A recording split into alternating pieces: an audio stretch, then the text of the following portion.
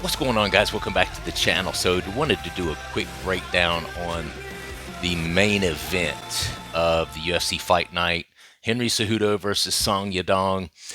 You know, this fight makes sense as far as the rankings go. Henry Cejudo's ranked number 7, Song Yadong number 8. This is an interesting fight, and I think of all of the fights that Henry Cejudo has had so far coming back into the UFC, because if you look at his last, obviously unanimous decision loss to Murad Dvalishvili back in 2024 February, that was his last fight. So really, it's been almost a year since he's fought.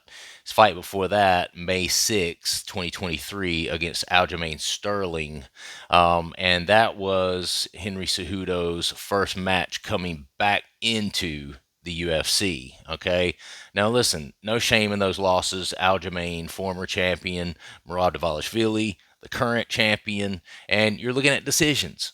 You know, unanimous decision that Marab won. But Marab also won a unanimous decision against, at that time, an undefeated Umar Nurmagomedov, right? So, um, I think the conversation here, especially after being in retirement for several years and then coming back out of retirement, plus he's in his upper 30s, the real question is, does Henry Cejudo still have it? Is he able to still kind of break into that top 5 in that upper echelon of the bantamweight division? I think yes, and I think if you look at his last 2 fights, that shows you. Of course, he lost to Marab, unanimous decision, but who doesn't? Who hasn't? He got outworked, basically. Ironically enough, the Olympic wrestler outgrappled by and outpaced by Marab, but Marab does that to everyone. Okay, before that, Aljamain Sterling, this was a very close fight. That was a split decision between Aljamain and Henry Cejudo. And you know, this is right.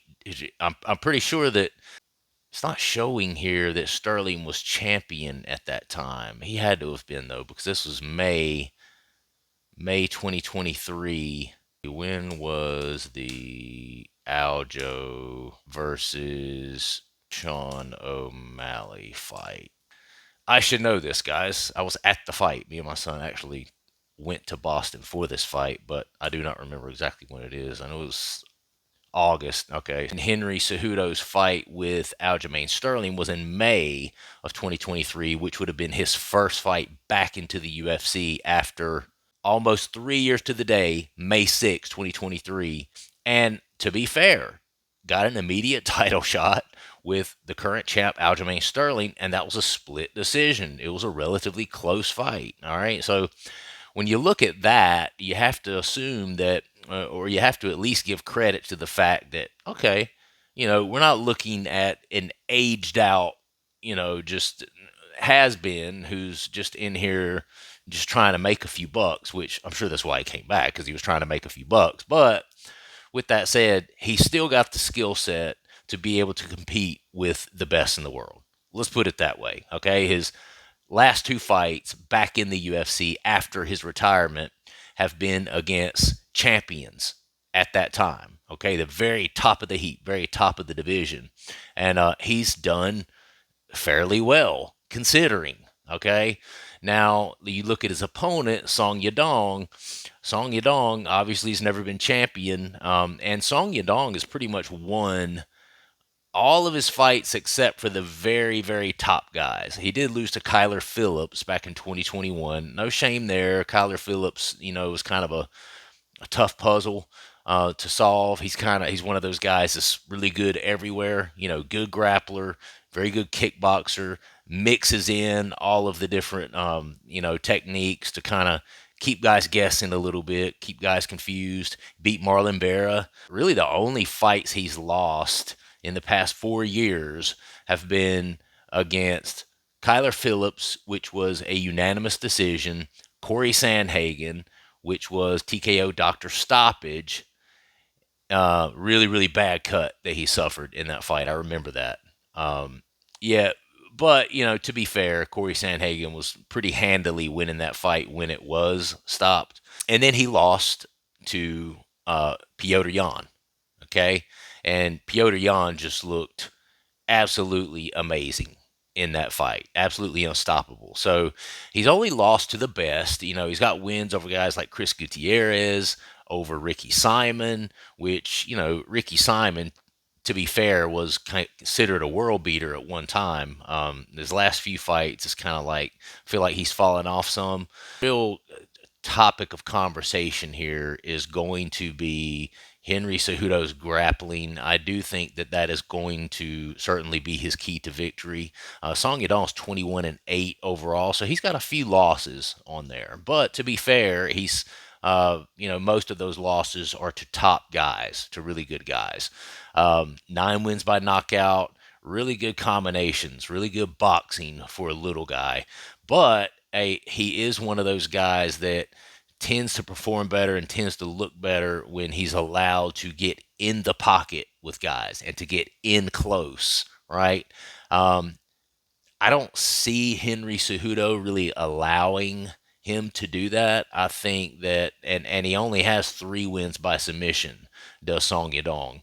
That's out of 29 fights, guys. So, you know, you're talking about a guy with 30 fights and only 3 wins by submission. So, you know, he's got a decent finishing rate. Obviously, 1/3 of his fights he's winning by KOs, which is pretty good for that bantamweight division. These are smaller guys, but it's got a fair amount of power for that division.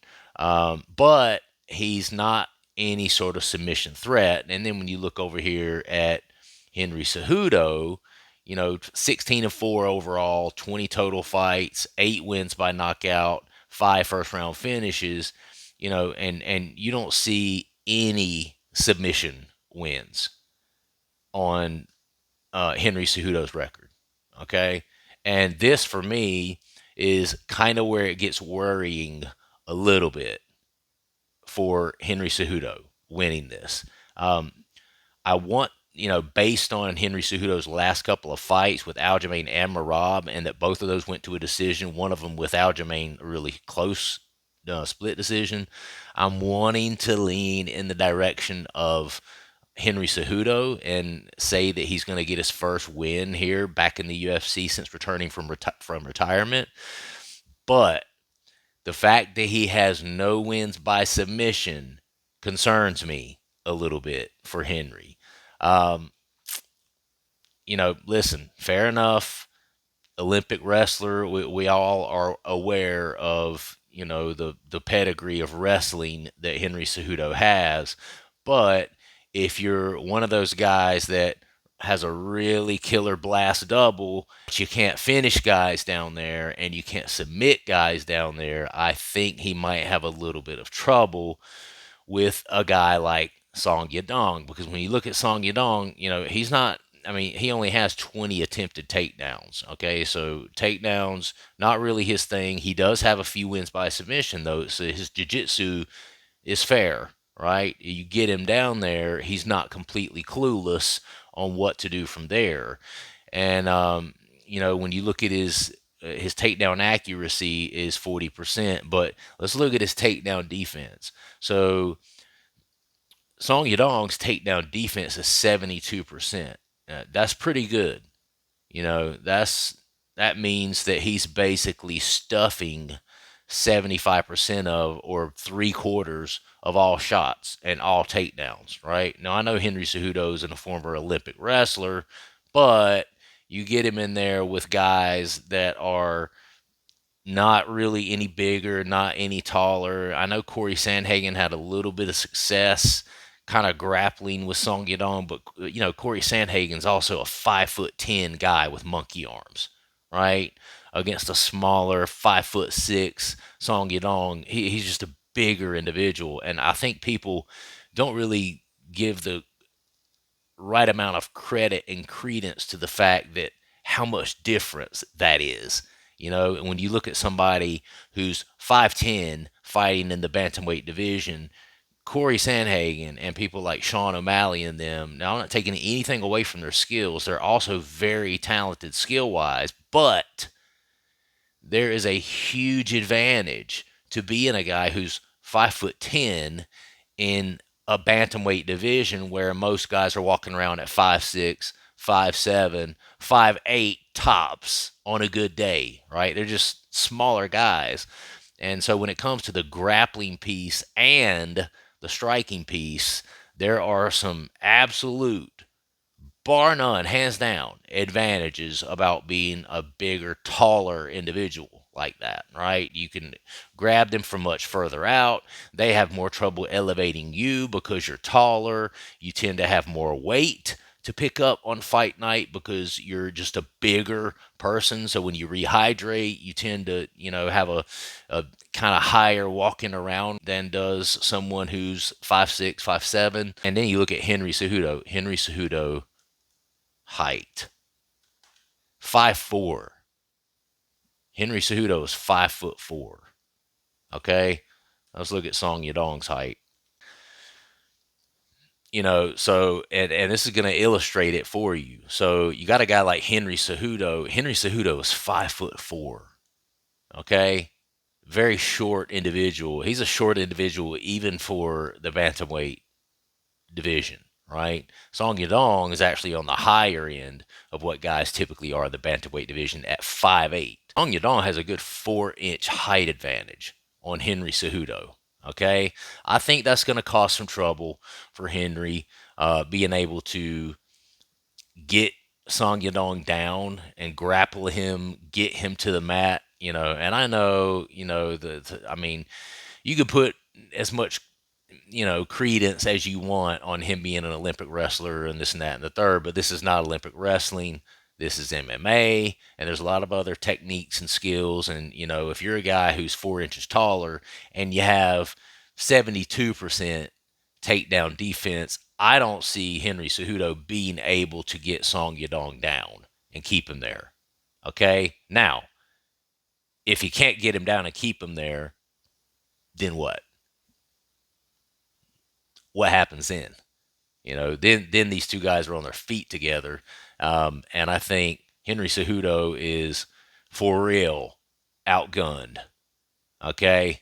When he gets in there with someone like Song Yadong, who has a clear advantage in striking. Listen, Henry's not bad. Don't get me wrong. I mean, he hit, Henry has very decent striking for a former wrestler. I mean, he's shown that. He showed that with T.J. Dillashaw back in the day when they're fights, and with Dominic. And he's a decent striker.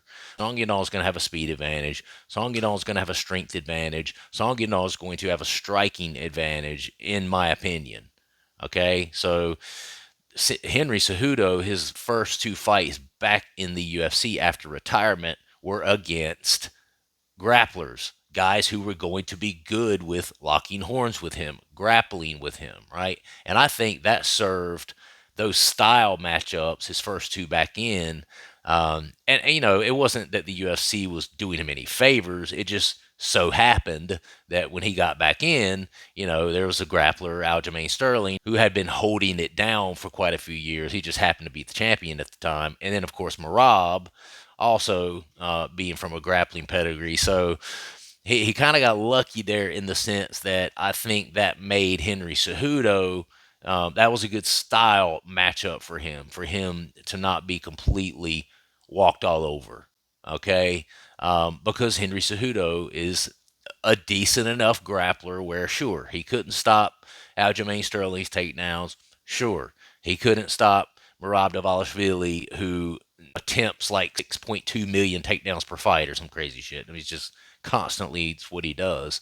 But Song Yadong is not going to be trying to take him down, okay? And I don't think Henry Cejudo is going to be able to take Song Yadong down and keep him there. I think he runs into trouble there. Song Yadong has really good movement as well, really good lateral movement. I think he's going to be able to, after shucking off a few takedowns from Henry Cejudo, I think he's going to be able to use his movement, come in, plant his feet, land some good shots, land some good strikes.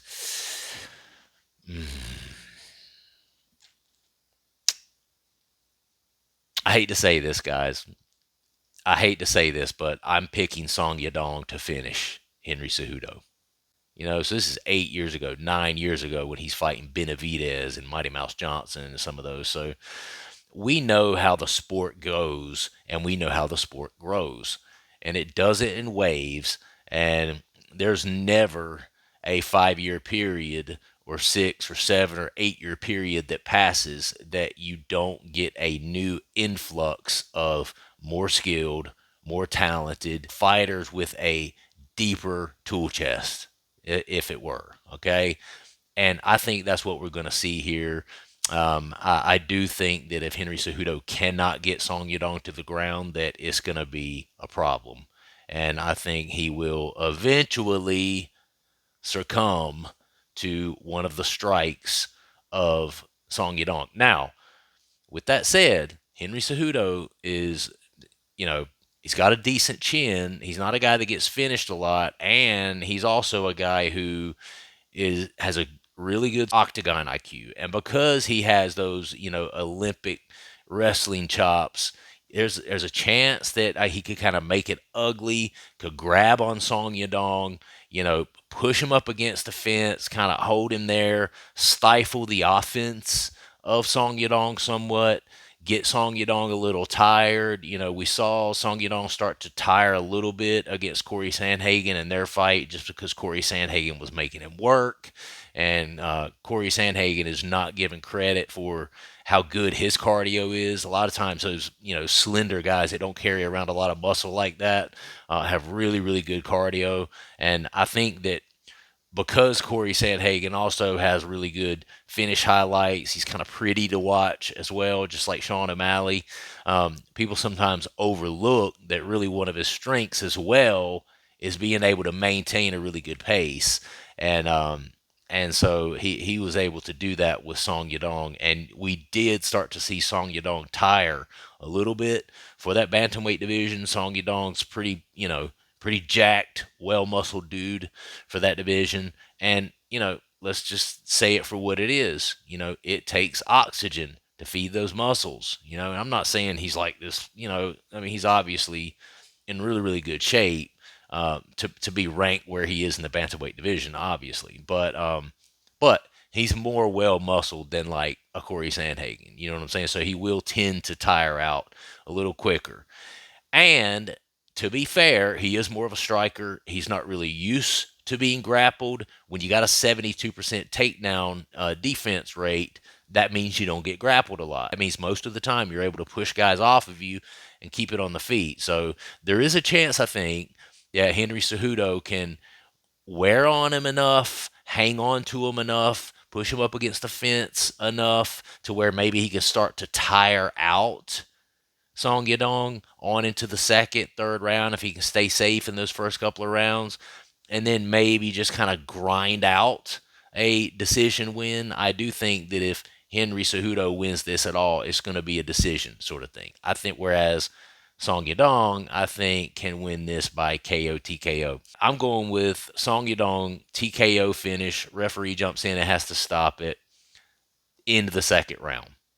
I know that's bold, man. I know it's bold. And I really don't want to, Henry Cejudo's an American. I always kind of pull for the American. I really don't want that to happen. I would like to see, kind of a resurgence of Henry Cejudo, but I do think that his first two matchups back were favorable in the sense that he got two opponents who were willing to grapple with him and who weren't really known for being strikers and good strikers.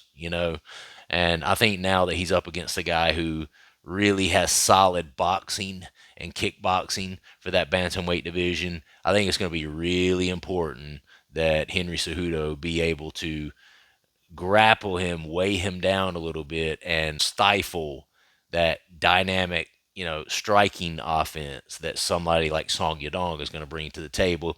I just don't think he's going to be able to do it.